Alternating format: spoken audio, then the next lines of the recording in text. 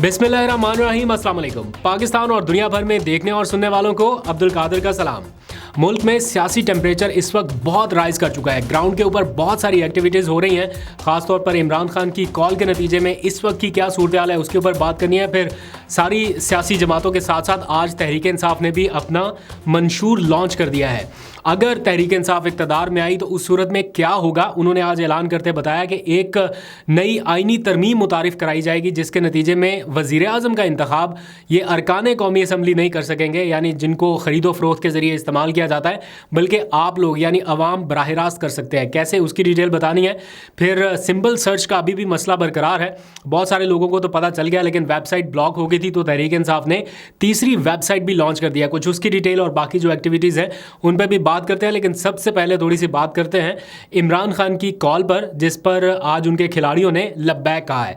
क्या ये कॉल कामयाब हुई या नहीं हुई, इसकी डिबेट में जाए बगैर कराची से खैबर और मानसेरा से मालाकंड तक हर तरफ जहां पर आप देखें तहरीक इंसाफ का सुनामी सड़कों पर आया दिखाई दे रहा है। इमरान खान के दीवाने शहर शहर सड़कों पर निकल आए।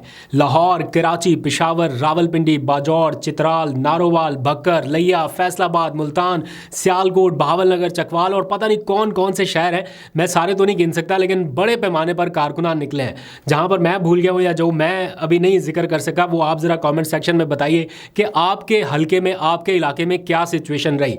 ऑब्वियसली अभी नेशनल मीडिया या इलेक्ट्रॉनिक मीडिया तो उस तरह से ना कवरेज कर रहा है, ना उस तरह से चीज़ें हमारे सामने आ पा रही हैं, लेकिन जो भी हम देख पा रहे हैं वो सोशल मीडिया के थ्रू ही है।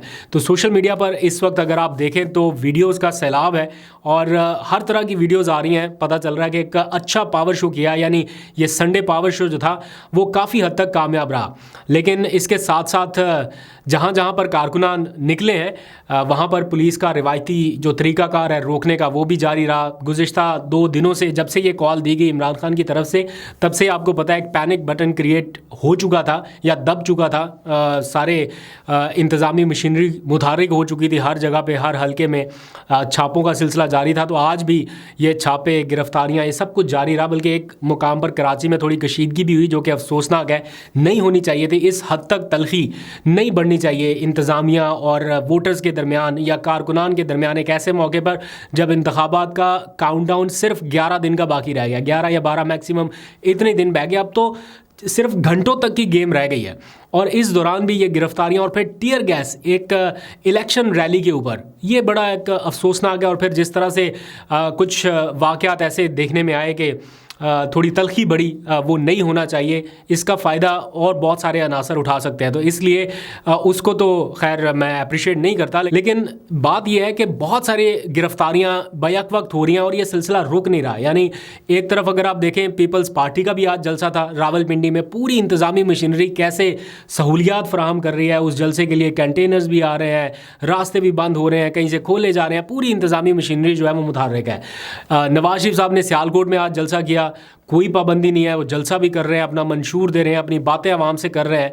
लेकिन ये सिर्फ पीटीआई के ऊपर एक गैर एलानिया सी पाबंदी है। ना इसका इलेक्शन कमीशन की जानिब से कोई ऑर्डर है, ना इसका सुप्रीम कोर्ट ऑफ पाकिस्तान की जानिब से कोई ऑर्डर है कि जनाब इनको जलसे नहीं करने दिए जाएंगे। मतलब सुप्रीम कोर्ट ने बल्ले का निशान तो लिया, लेकिन क्या इलेक्शन रैलियों के ऊपर कोई पाबंदी लगाई है? अपने तहरीरी ऑर्डर में लिखा कि बल्ला नहीं है तो अब ये रैलियाँ भी नहीं निकाल सकते। मैंने कुछ विजुअल्स देखे हैं कि लोग मोटर बाइक के ऊपर जा रहे हैं, किसी को कुछ नहीं कह रहे, कोई तोड़ फोड़ नहीं है, कोई कुछ नहीं है। सिर्फ ये कि गले में उन्होंने पीटीआई का झंडा पहना और उसको जिस तरह से पकड़ा गया, दबोचा गया और पुलिस की गाड़ी में डाला गया, मैं सिर्फ ये सोच रहा हूँ कि उस शख्स के ज़हन पे क्या असर पड़ा होगा। मतलब बाद की लाइफ तक वो क्या सोचेगा, क्या इंप्रेशन लिया होगा इसने कि मुझे किस जुर्म में पकड़ा गया। बेशक बाद में थाने जाके छोड़ दें, कुछ थोड़ी देर बाद छूट जाएंगे ये सारे लोग, लेकिन जो इमेज चला जाता है पुलिस का और इस तरह के हथकंडों का, वो बड़ा अफसोसनाक है। ठीक है, कोई तोड़ फोड़ कर रहा है, कोई मारपीट कर रहा है, तो आप कानून के मुताबिक उसके साथ डील करें। खैर, कराची में जो मनाजर मैंने पहले जिक्र किया देखे, वो अफसोसनाक है, ऐसे मनाजर नहीं होने चाहिए थे। और फिर इसके ऊपर कुछ लोग जो हैं वो अपनी सियासत भी चमकाते हैं। और मैंने देखा कि एक सियासी रहनुमा का बयान भी आया कि ऐसे अनासर से आहनी हाथों से निमटना चाहिए। मैं ये सोच रहा था और कितना आहनी हाथ आपने इस्तेमाल करना है और कितना निमटना है। मतलब आपने बुनियादी हक से महरूम कर दिया, लोगों को निकलने नहीं दे रहे, घरों तक के छापे हो रहे हैं। पूरा 1 साल हो गया, बल्कि इससे भी ज़्यादा का वक्त हो चुका, और ये सिलसिला कंटिन्यूसली चल रहा है। तो अब कहीं तो इसको एंड होना चाहिए खुदा के लिए। ये कह देना कि इनको आहनी हाथों के साथ निपटना चाहिए और उसके बाद और क्रैकडाउन लॉन्च हो जाए या और इस तरह की गिरफ्तारियां हो जाएं, ये मसाइल का हल तो नहीं है। इन लोगों को अपना राइट एक्सरसाइज करने दिया जाए। आप लोग भी कर रहे हैं, इन लोगों को भी करने दें। लेकिन इसके ऊपर रेजिस्टेंस भी उसी तरह से हो रही है, और कारकुनान जिस अंदाज से निकले हैं पूरे मुल्क में, हर जगह पे ये जानते बूझते हुए भी कि कहीं पर भी क्रैकडाउन हो सकता है, कहीं से भी उठाया जा सकता है। वो टिकट होल्डर्स बेचारे जो कई महीनों से रूपोश थे बड़ी बड़ी दाढ़ियों के साथ, आज वो लोग भी बाहर निकले हैं। तो कब तक ये लोग छुपे रह सकते हैं, कब तक रूपोश रह सकते हैं? एक आईनी हक जो उनको आइन ने दिया है उसको एक्सरसाइज करना चाहते हैं, तो मेरा ख्याल है इन्हें करने देना चाहिए। बाकी इलेक्शन का नतीजा जो भी हो वो बाद की बात है। खैर, आगे आ जाइए। आज तहरीक इंसाफ ने अपने एक मंशूर का ऐलान किया, बाकी सियासी जमातें भी कर रही हैं तो तहरीक इंसाफ ने भी किया। उसमें 2-3 चीज़ें बड़ी इंपॉर्टेंट हैं और मैं ज़ाती तौर पे ये समझता था, और बल्कि मैं अपने कुछ दोस्तों से अक्सर ये डिस्कस किया करता था कि पाकिस्तान के जो बहुत सारे मसाइल हैं ना, उनमें से आधे मसाइल कम हो जाए अगर ये एक छोटी सी तरमीम कर दी जाए आइन में।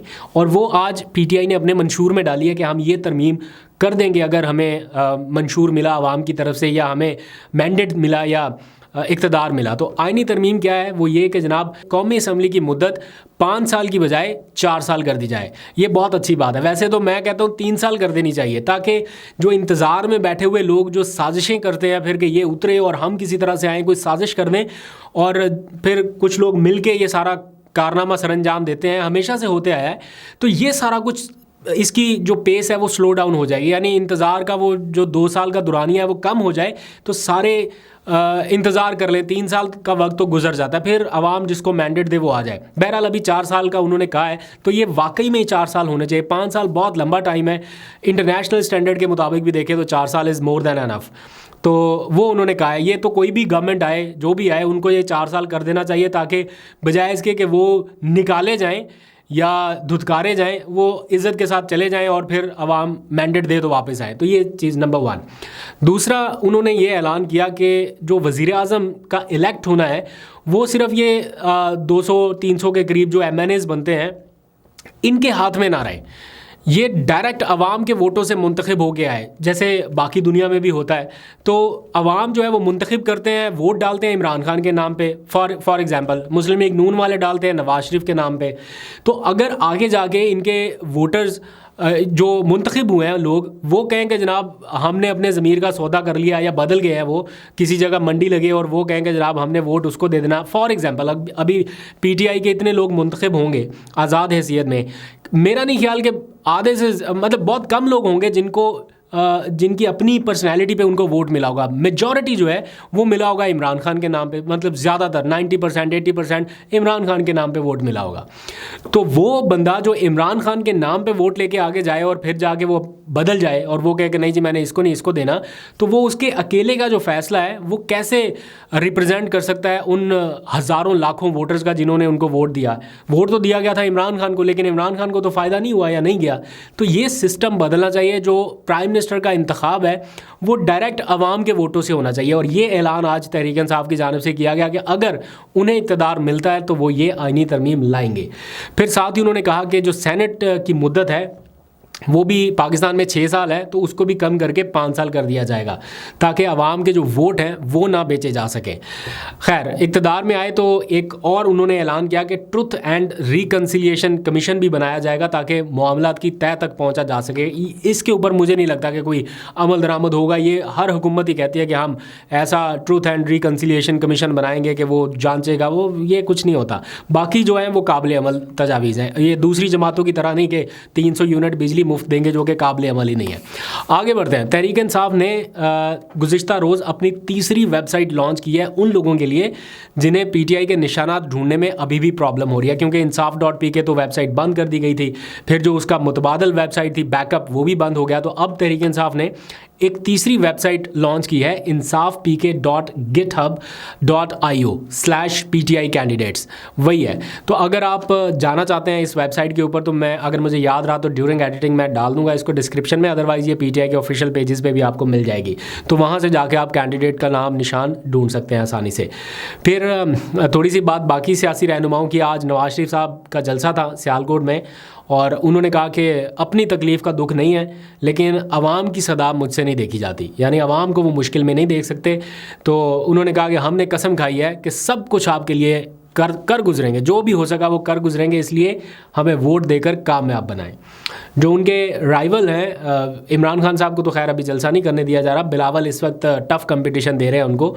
तो बिलावल का आज रावलपिंडी में जलसा था, और उस जलसे से खिताब करते हुए उन्होंने कहा कि जो समझ रहे हैं कि वो चौथी बार वज़ीर-ए-आज़म बनने जा रहे हैं वो सख्त गलत फहमी में है।